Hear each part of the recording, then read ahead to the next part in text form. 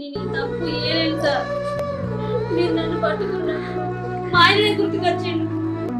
నన్ను ముట్టుకున్నప్పుడు ఆయననే గుర్తుకొచ్చిండు.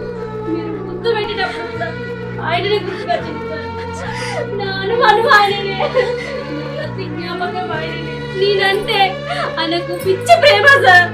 నన్ను వదిలి ఒక్క క్షణం కూడా ఉండలేడు. అలాంటి ఎలా మోసం చేయగలుగుతా సార్? నా కోసం ఆయన ఇష్టాలు మొత్తం వదులుకున్నాడు. ఆయనకి ఎంత కష్టంగా ఇష్టంగా కూలి పనికేంది సార్. అలాంటి అబ్బాయిని ఏ అమ్మాయి మోసం చేశారు సార్?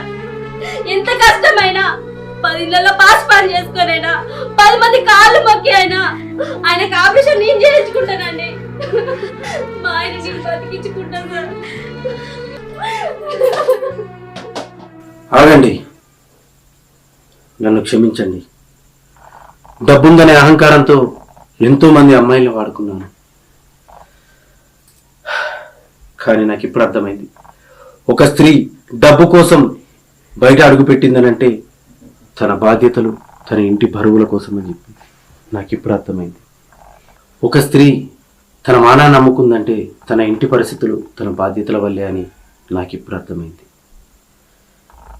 ప్రతి స్త్రీ కూడా మీలాగే ధైర్యంగా ఉండి తన సమస్యలు ఎదుర్కొంటే తన మానాన్ని అమ్ముకోవాల్సిన అవసరం